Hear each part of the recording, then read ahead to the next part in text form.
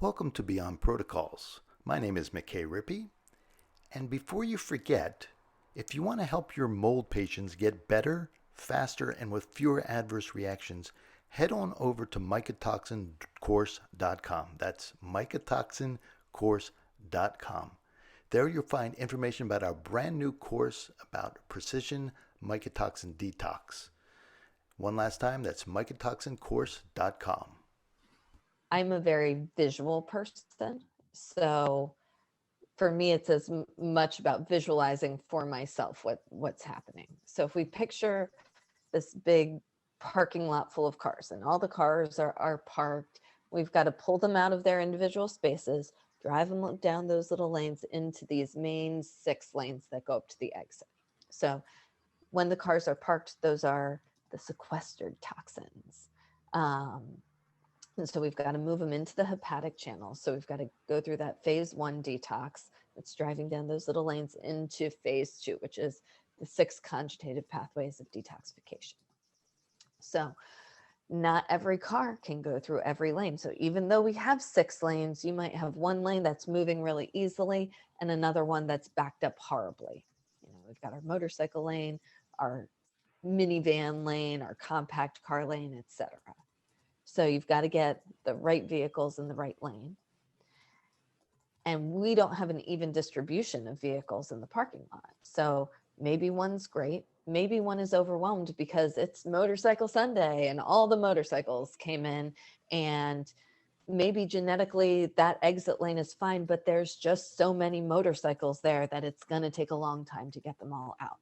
But maybe one of those lanes is closed off. Maybe there's a big pothole and the vehicles have to move more slowly. So we don't have the same number of vehicles in every lane, and they're not all moving at the same pace either. So if you've got a ton of motorcycles and the motorcycle lane is damaged, those motorcycles aren't going anywhere. They can't take the van lane. They're stuck. So they're either going to sit in their parking spots, sequestered in fat cells, or they're going to get pulled out in that phase 1. They're more toxic. They're revving up their engines. They're spewing all this exhaust. Those intermediary metabolites between phase 1 and phase 2 are generally more toxic than when those motorcycles were parked in the first place. So we want them to be able to move right out. So then we've got these 6 lanes. They go up to our exporters, where we're going to pump those motorcycles out into traffic. They've got to go through this little tunnel first, and the tunnel's going to come out in one of 3 places: perspiration, urine, or stool.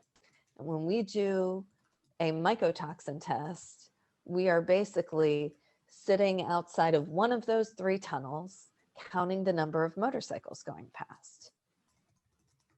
So if we see a ton of motorcycles, is it because our parking lot is full of motorcycles, or is it because the motorcycles are the only ones that are getting out? If we don't see a lot of motorcycles, is it because there aren't any there, or is it because the motorcycle lane is closed down, or are they going out one of those other 2 tunnels that we're not even looking at?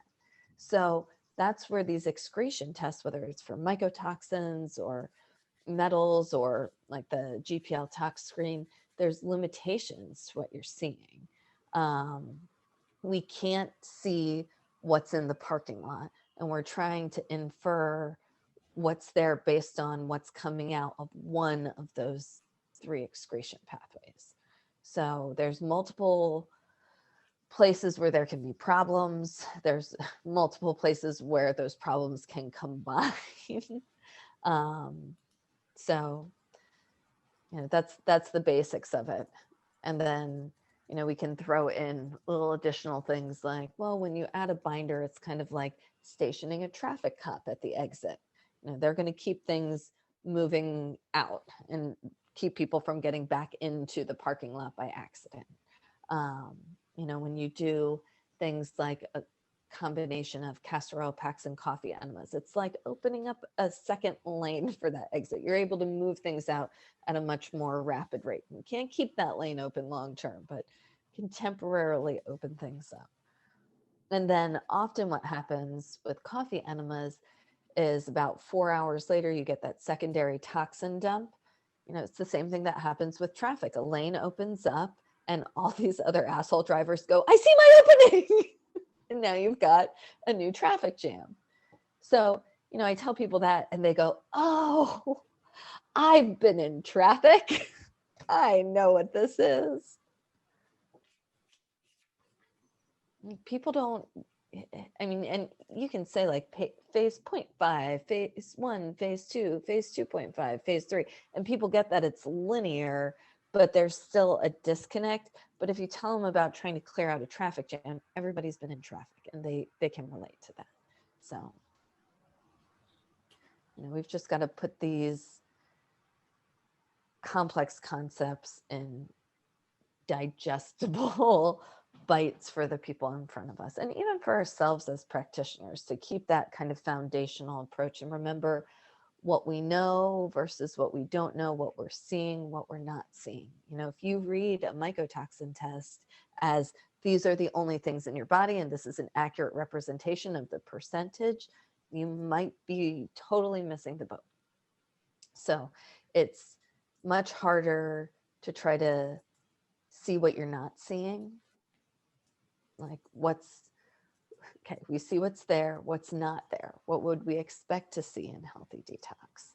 And that's a totally different way of thinking.